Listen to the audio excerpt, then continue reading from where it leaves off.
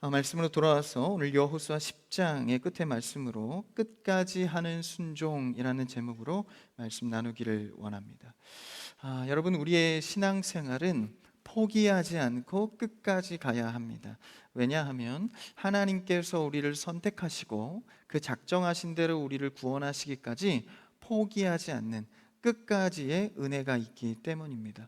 하나님의 은혜가 우리에게 안심을 주는 것은 포기하지 않는다라는 것이죠. 그러므로 우리가 하나님의 자녀된 자로서, 하나님의 백성으로서 우리의 신앙의 모습 자체도 끝까지 순종하는 성도가 되어야 합니다.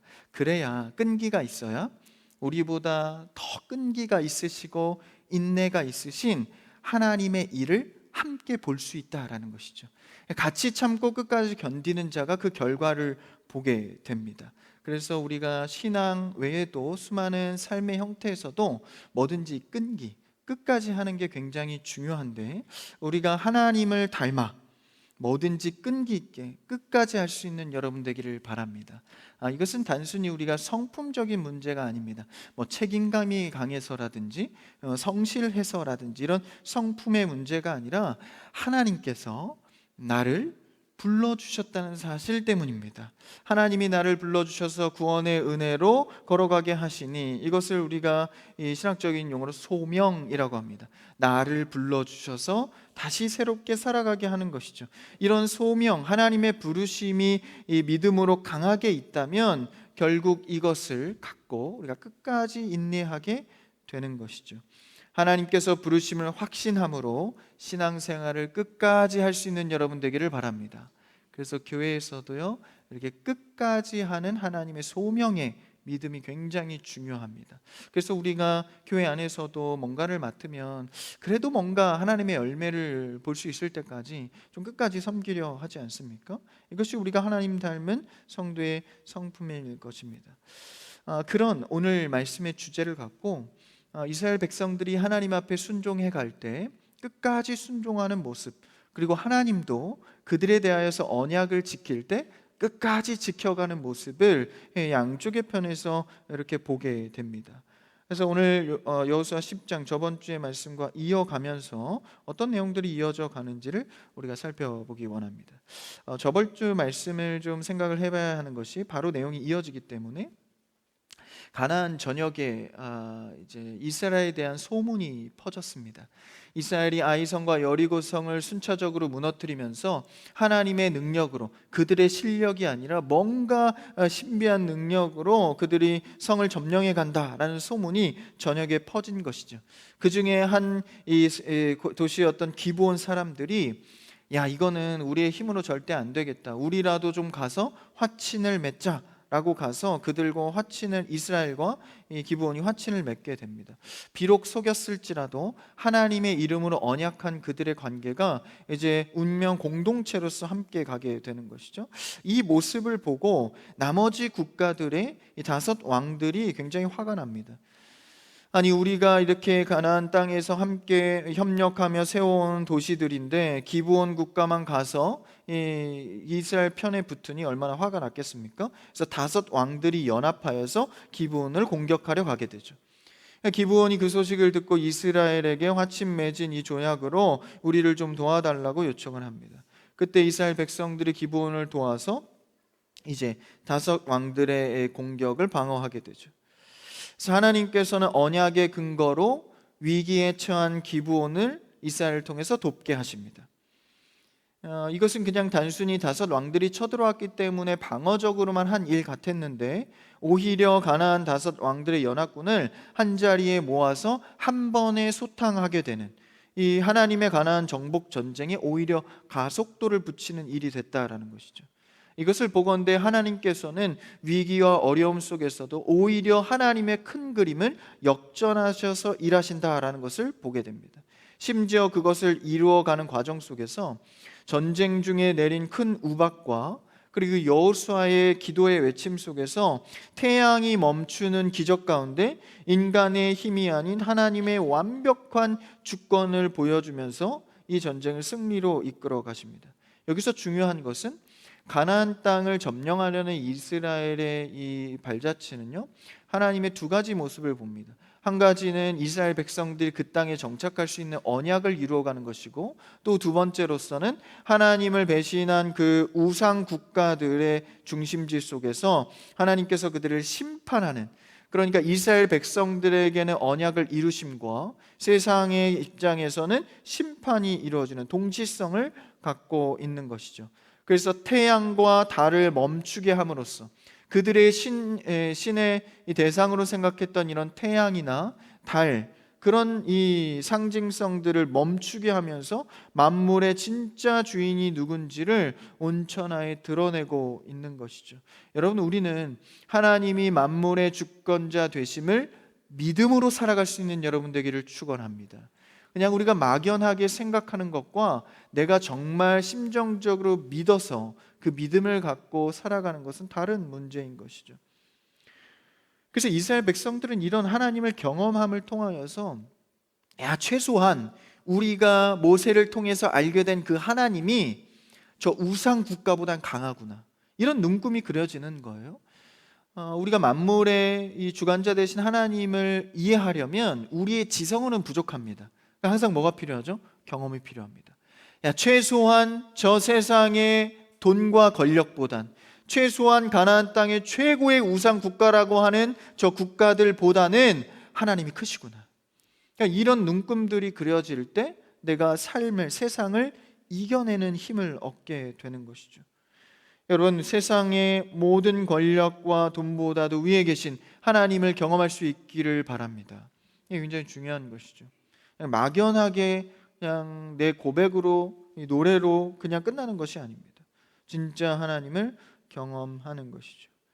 그래서 이 여호수아가 백성들 앞에서 태양아 너는 기브온 위에 머무르라, 달아 너도 아얄론 골짜기에서 그리할지어다. 그러니까 태양과 달을 멈추라 라고 얘기하죠. 사실 이 하나님의 언약을 가진 자들의 이 능력입니다. 그래서 종일토록 중천에 해가 머물러서 내려오지 않죠. 참 전무후무한 기적의 일입니다. 그래서 결론적으로 성도는 삶에 억울하거나 이해되지 않는 모든 상황 속에서 하나님의 언약, 하나님의 말씀을 통해 반드시 하나님이 이루어진다는 것을 신뢰해야 된다, 이런 교훈을 우리가 10장 앞에서 보았습니다. 그래서 하나님께서 이스라엘 백성들에게 가나안 땅을 언약으로 주셨다 말씀하시고 계속해서 전쟁을 통해서 그것을 확인하게 되는 것이죠. 그렇다면 하나님께서 왜 이런 과정을 허락하셨을까? 첫째로 이스라엘이 순종을 배우게 하기 위함입니다. 그들은 이런 기적과 또 나라를 계속해서 점령하는 과정을 통해서 하나님께 순종하는 법을 배우게 되는 것이죠. 중간에 이런 아이성 전투나 또 뒤에 전투 속에서 약간의 실수를 하죠. 좀 하나님께 묻지 않고 하거나 하나님께 더 나아가서 예배하지 않고 하거나 이런 부분들의 실수가 있지만 결국 하나님께 순종했을 때 그 일이 해결되는구나, 이것을 지금 지속적으로 배워가는 과정을 겪고 있습니다. 그것을 통해서 이스라엘도 자신들이 모르게 이런 정말 처음에는 그냥 나라 하나 뺏는 것, 땅을 차지하는 것, 이런 복만 생각했다가 하나님께 순종해서 함께 주님과 동행하는 것이 이렇게 좋은 거구나, 이것을 배워가게 되는 것이죠. 사실 성경의 인물들이 그렇습니다. 처음에는요, 이거 잘 보지 못해요. 그러니까 하나님께서 나와 함께 했을 때 내게 축복을 달라는 거예요. 내가 좀 잘 살게 되고 이런 식으로 하나님을 접근합니다. 그랬다가 이게 다가 아니고 하나님과 동행했을 때 내 삶에 얻어지는 자유함과 풍요로움이 따로 있구나라는 것을 하나님 입장에서 깨닫게 되는 것이죠. 몇 사람을 보면 야곱의 인생을 그렇습니다. 처음에는 하나님 형에게 팥죽으로 이제 유혹해서 자기가 장자권을 얻어서 축복을 받죠. 그러니까 자신의 축복과 자신이 잘 되고자 하는 축복의 마음으로 행했던 일로 도망자 신세가 됩니다. 친척집을 근근하면서 이제 도망을 하게 되죠. 그런데 그 도망 속에서 하나님께서 이제 실제 야곱과 동행하는 시간들이 펼쳐집니다. 견디고 또 낙심하고 또 다시 하나님을 보고 이 인생의 다듬어지는 과정을 통해서 야곱은 드디어 깨닫는 거예요. 장자권을 사서 축복을 받아 내 인생이 편안해지는 것이 중요한 게 아니라 하나님이 시시때때마다 나와 동행하면서 살아가는 게 진짜 축복이구나, 이걸 발견하게 되는 것이죠.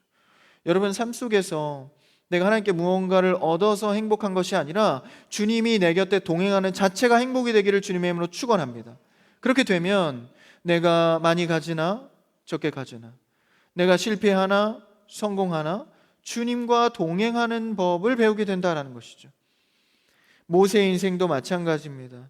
참 낙심해서 광야의 길로 쫓겨가는 불행도 겪습니다. 또 왕자의 자리에서 행복한 시간들도 있었죠. 그런데 하나님과의 동행의 사건들을 통해서 이스라엘 백성들을 광야까지 이끌어내는 데에 진짜 하나님과 동행하는 것이 무엇인지를 깨닫게 되죠.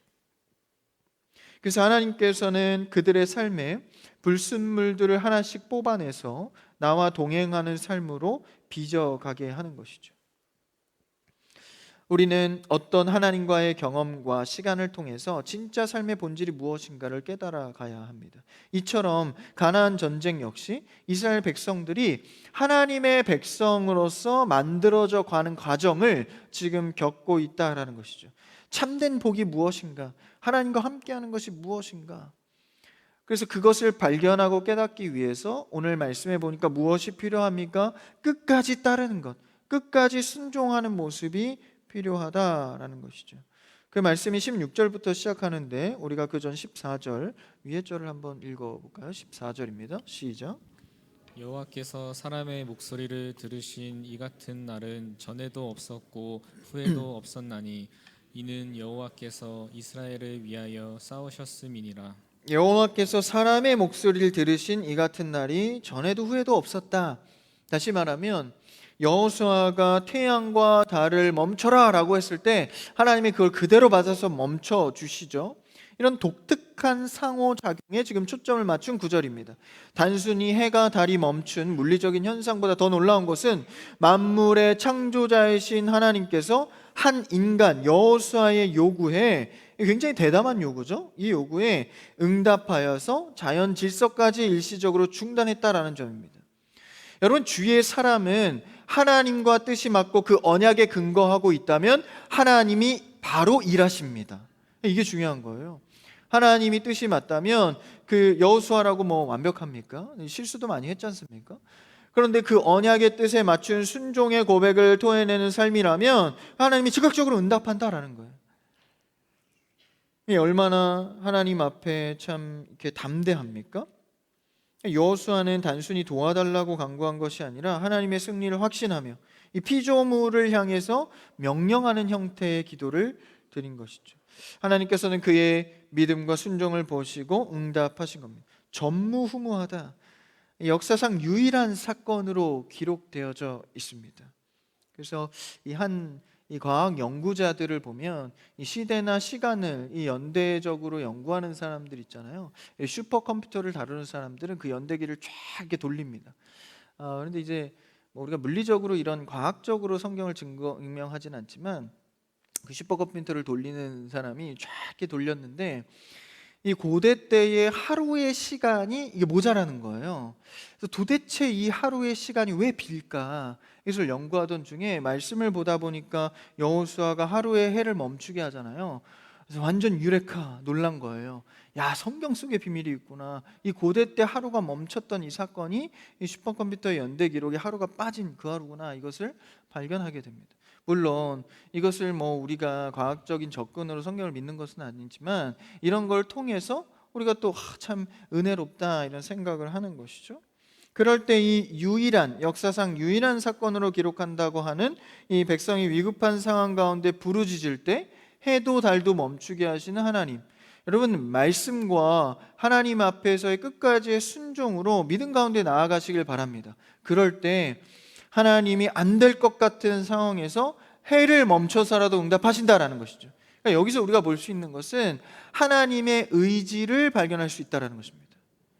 하나님이 이 정도까지는 나한테 안 해줄 것 같아.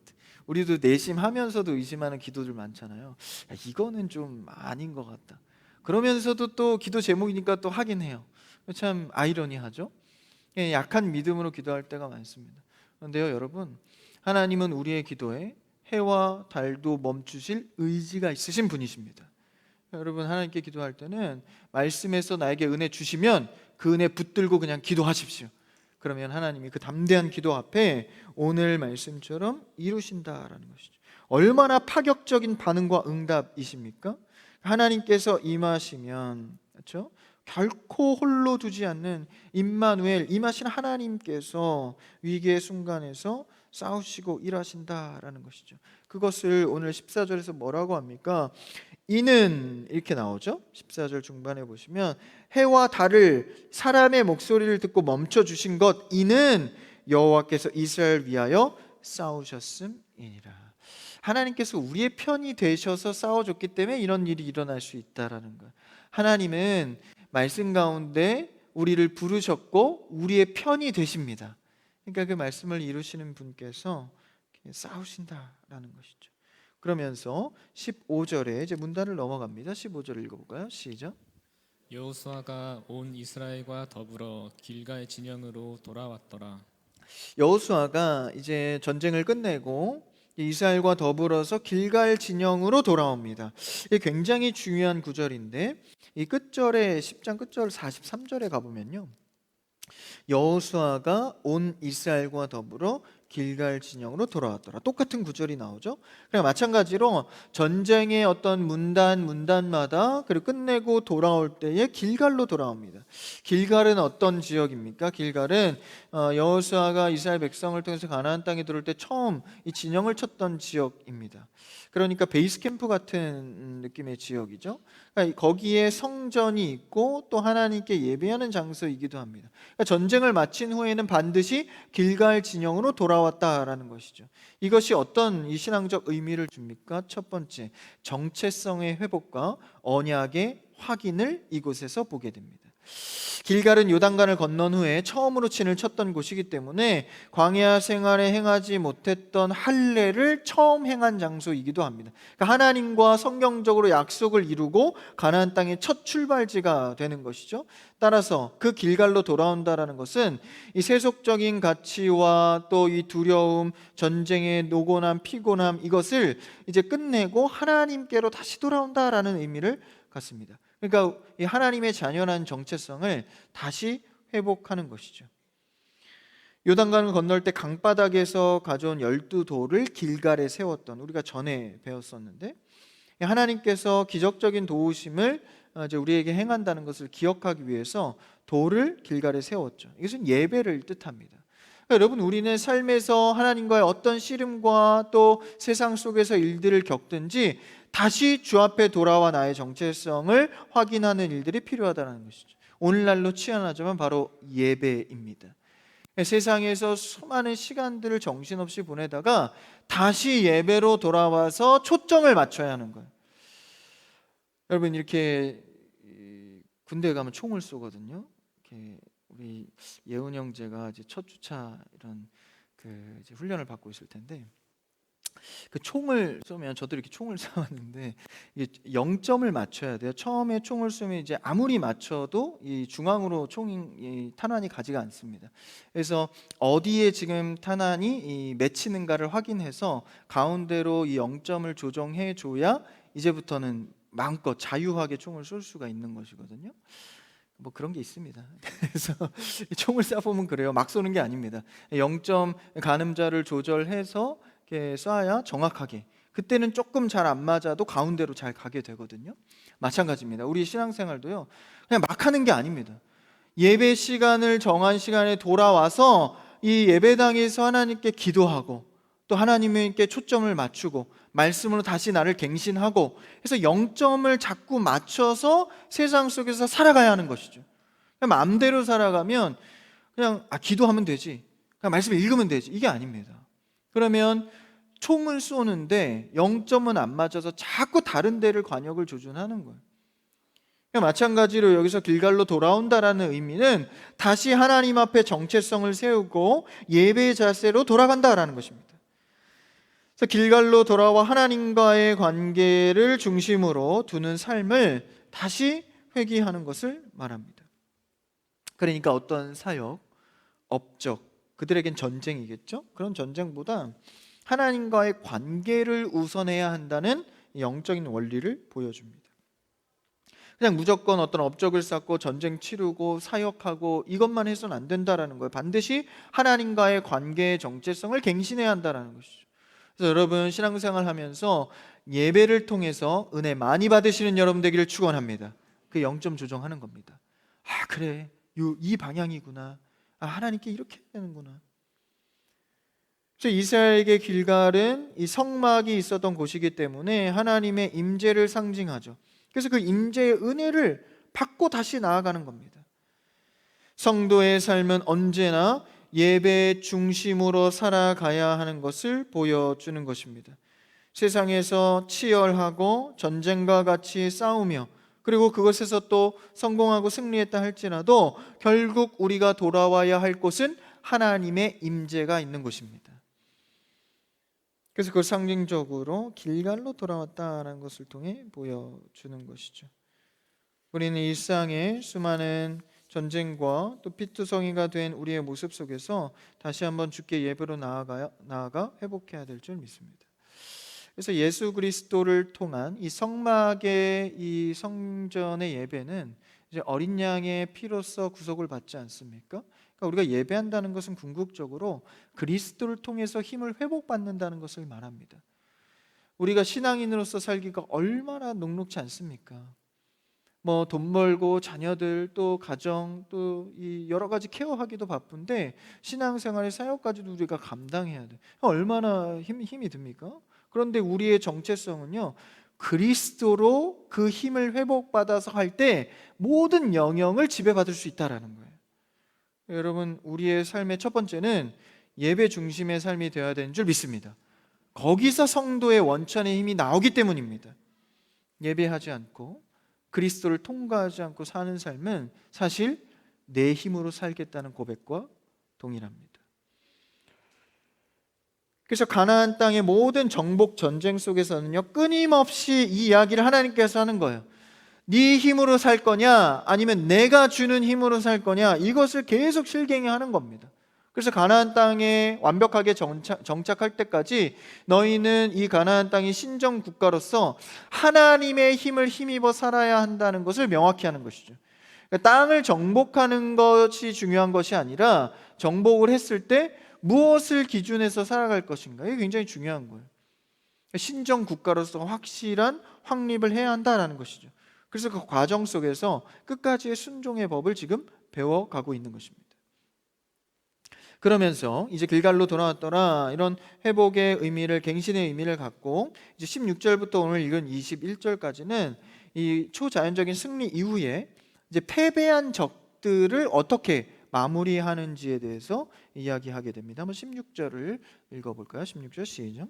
그 다섯 왕들이 도망하여 막게다의 굴에 숨었더니 이제 다섯 왕들의 연합이 패배해서 왕들이 도망을 치죠. 그래서 막게다 굴에 숨게 됩니다. 그리고 어떻게 되나요? 17절도 읽어볼까요? 시작.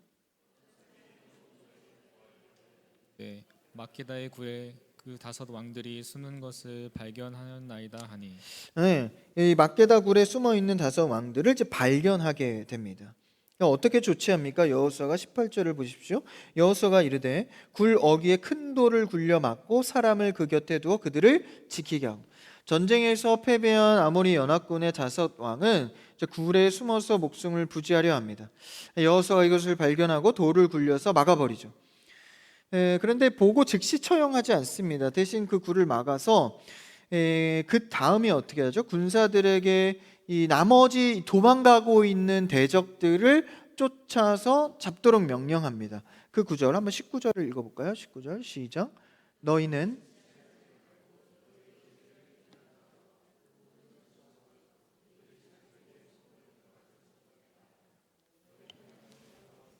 그들을 너희 손에 넘겨 주셨느니라 하고. 이 전술적인 탁월한 결정으로 도망치는 주력 부대들을 먼저 섬멸하고 그 다음에 이 왕들은 남겨두었다가 일단 가둬놓고 후에 처리를 하려는 것이죠. 적들이 성읍으로 들어가 제기할 기회를 원천적으로 지금 차단하고 있는 겁니다. 그러니까 우리가 이걸 영적으로 다시 해석을 해보면 죄의 뿌리, 근간이 되는 왕들을 격리시키고 실제적인 죄의 영향력들, 남은 군대를 끝까지 추적하여서 제거하는 철저함을 보여줍니다. 그러니까 하나님께서 가나안 땅을 심판하려는 하나님 입장에서 볼 때 이 일을 반드시 순종해서 처리해야 하는 것이죠.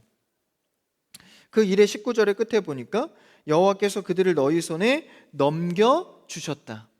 그러니까 너희에게 이미 넘겨준 것이기 때문에 너희가 이 일에 대해서 순종해서 끝까지 철저하게 제거해야 한다라는 것이죠. 그러니까 우상의 죄의 뿌리 왕들에게 있죠. 그리고 실제 영향력인 남은 군대들을 철저히 가두고 제거하는 것을 보게 됩니다. 여러분, 우리는 하나님의 신정 국가, 내가 하나님을 신정 국가로 모시는 삶을 살기 위해서는 철저하게 죄를 가두고 뿌리 뽑는 작업이 늘 필요합니다. 여러분, 사실 우리 안에 있는 죄악의 뿌리들을 그대로 놔두고 우리가 삶의 모습을 변화할 수가 없는 것이죠. 그래서 갑작스럽게 가정에 복음이 들어온 가정도 제사 드리고 미신적인 거 믿는 가정도 그것을 다 이제 뿌리 뽑고 개워내잖아요. 그런 역할들이 필요하다라는 것이죠. 그래서 끝까지 철저하게 그 끝에까지 남기지 않고 처리하는 것을 봅니다. 사실 이들을 다 소탕했기 때문에 도망한 적들을 그렇게 끝까지 책임질 게 뭐가 있겠어요. 그런데 하나님께서는 이것을 명확하게 끝까지 추적해서 남기지 않도록 했다라는 것이죠. 그래서 여호수아가 추격해서 명령하며 던진 명분은 하나님 여호와께서 너희의 손에 넘겨주었기 때문에 이미 승리를 확정하셨으니 지체 말고 순종함으로 끝까지 행동한다라는 것입니다. 여러분, 우리는 하나님을 믿기로 이미 작정한 사람들인 줄 믿습니다. 그러니까 같이 가는 거예요, 하나님과 늘. 그러니까 승리가 확정이 되었으니까 우리의 행동을 자꾸 지체하면 안 되는 겁니다. 끝까지 순종하는 것. 여러분, 길을 정했으면 끝까지 순종하는 여러분 되기를 주님의 이름으로 축원합니다. 자꾸 이렇게 갈팡질팡하면 하나님의 일을 못 보는 것이죠. 아니면 자꾸 딜레이 되는 것입니다. 그래서 이스라엘 자손은 이 명령에 순종하여서 적들을 거의 멸절을 시킵니다. 그래서 견고한 송으로 겨우 도망치는 자들을 다 잡아들인 것이죠. 하나님의 심판이 얼마나 준엄하고 철저하게 이루어지는지를 보게 됩니다. 성경 주석가들은 여호수아가 이제 굴에 숨은 왕들을 즉시 잡지 않고 대적들의 뒤를 먼저 쫓은 점에 주목을 합니다. 그러니까 흔히 작은 성과나 이런 상징적인 승리에 도취되어서 더 중요한 과업을 잊을 때가 있다라는 것이죠. 더 중요한 과업이 무엇입니까? 남은 대적을 섬멸하는 일입니다. 지금 왕을 잡는 것도 중요하지만 이 남은 대적들을 완전히 섬멸하는 것이 더 우선이었던 것이죠. 그러니까 본질적인 과업이 끝날 때까지 여호수아는 긴장을 늦추지 않았다라는 것입니다. 여러분, 우리의 신앙생활도요, 이 적절한 긴장 상태가 필요합니다. 그래, 은혜 받았다, 응답 받았다 하고 그냥 한동안 그냥 평화 시대가 열린 것이 아닙니다. 늘 우리는 이 하나님과의 동행의 끈을 놓칠까, 이 긴장을 늦추지 않아야 한다라는 것이죠. 그래서 겉으로 드러난 문제만 해결하고 안심하는 것이 아니라 다시 죄가 성읍으로 들어가지 않도록 견고하게 추적하여 영적 단호함으로 해야 한다라는 것이죠. 하나님이 참 일을 하시면 이런 끝까지 마무리하시는 확실한 면이 사실 무서울 때가 많습니다. 그래서 우리가 하나님의 일에 동행한다는 것은 끝까지 갈 각오가 필요한 것이죠. 여러분, 하나님이 일하실 때는 확실하게 하는 줄 믿습니다. 확실한 사람이 좋잖아요. 하나님이 일하실 때는 확실하게 일을 하신다라는 것. 그렇게 성들 견고한 성으로 들어간 남은 몇 사람 외에 다 섬멸을 하게 되죠. 그리고 21절 어떤 일이 일어납니까? 읽어볼까요? 시작. 모든 백성이 평안히 막게다 진영으로 돌아와 여호수아에게 이르렀더니 혀를 놀려 이스라엘 자손을 대적하는 자가 없었더라. 이스라엘 군대가 이제 전쟁을 다 마치게 되고 다시 막게다 진영으로 무사히 귀환했을 때 성경은 어떤 일이 일어납니까? 혀를 놀려 이스라엘 자손을 대적하는 자가 없더라라고 기록합니다. 물리적인 승리를 넘어서 이스라엘 인도하신 하나님에 대한 경외함이 가나안 전역을 압도했다라는 뜻입니다. 하나님이 일하실 때는 이게 확실하게 가는 거예요. 그래서 누구도 대적하거나 향해서 이렇게 조롱할 수가 없는 거예요. 완전히 압도한 승리를 가져옵니다. 여러분, 어떤 위기와 이 전쟁 같은 상황에서도 하나님 편을 선택하는 여러분 되길 바랍니다. 그래서 안심하는 거예요. 압도할 하나님이 계신다. 이 세상이 교회나 성도들을 향해서 혀를 놀리고 조롱하고 위협할 때도 많습니다.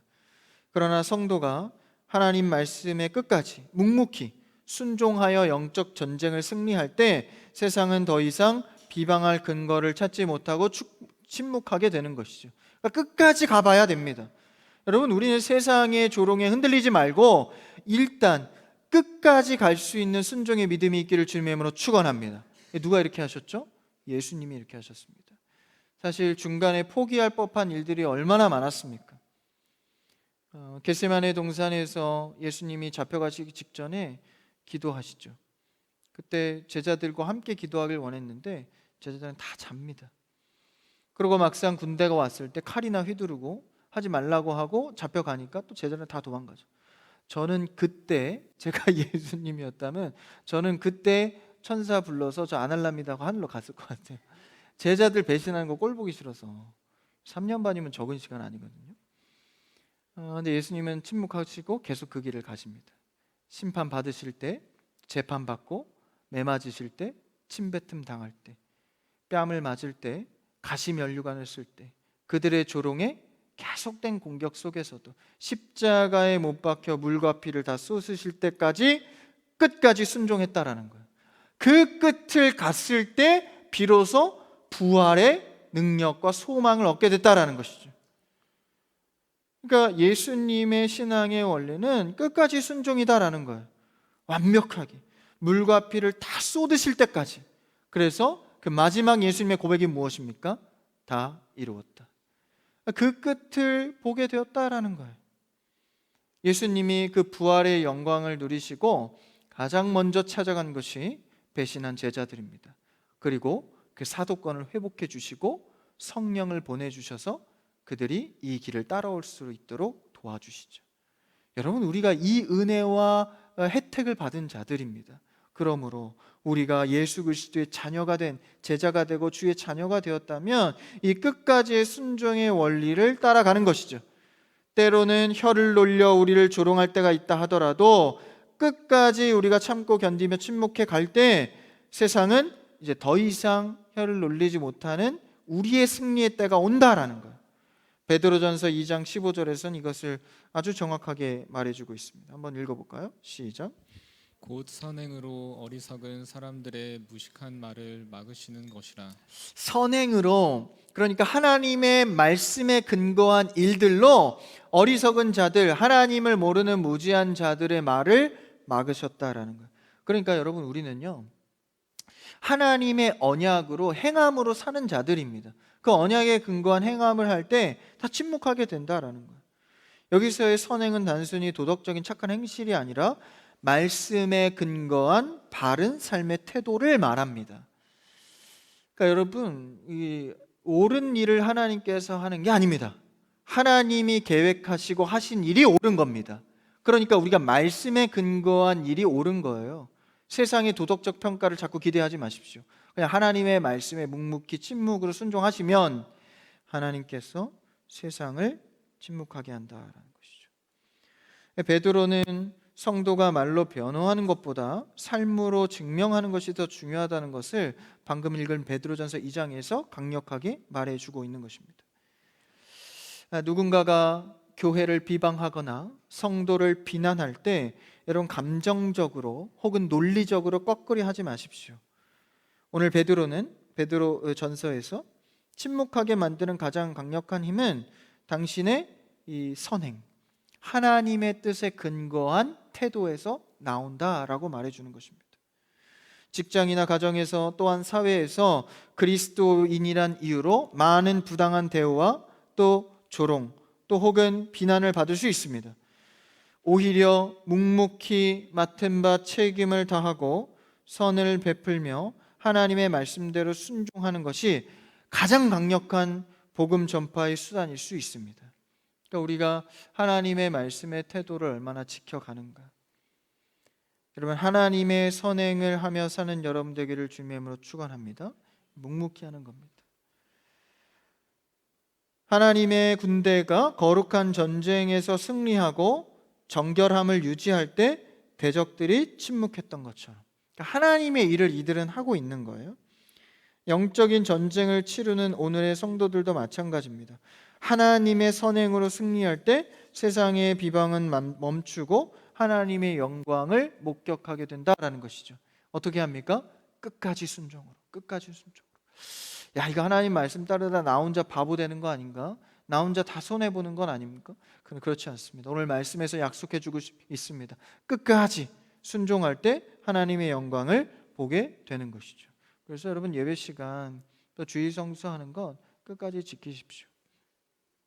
오늘 말씀을 정리합니다. 오늘 말씀은 여호수아가 10장에서 이제 전쟁에 승리한 이후에 마무리하는 끝까지의 순종을 보여줍니다. 철저하고 단호한 영적인 모습 속에서 태양을 멈추고 달을 멈춰 승리했던 것이 헛되지 않도록 끝까지 그의 영적 긴장을 늦추지 않고 단호하게 순종하는 것을 봅니다. 두 번째는 삶의 모든 마침표를 길갈로 돌아오는 사역으로 끝을 냅니다. 우리는 항상 하나님 앞에 예배 자리로 갱신하고 수정하고 초점을 잘 맞춰야 하는 줄 믿습니다. 그래서 예배의 자리가 세상의 수많은 시끄럽고 흔들리는 삶 속에서 다시 주님께로 갱신하고 집중을 하는 것이죠. 그리고 마지막으로 세상을 침묵시키는 가장 강력한 무기, 하나님의 말씀대로 말씀에 근거한 선한 태도로 순종의 삶을 사는 것입니다. 여러분, 우리는 철저한 순종으로 죄의 뿌리를 끊어내고 다시 길갈로 돌아와 예배로 은혜의 초점을 맞추는 여러분 되기를 바랍니다. 그래서 세상의 시끄러운 소리에 동조하여 나도 함께 떠드는 것이 아니라 세상을 침묵시키는 하나님의 진짜 힘, 주의 뜻대로 순종의 끝까지 살아가는 저와 여러분 또 각 가정의 삶이 되기를 주님의 이름으로 축원합니다.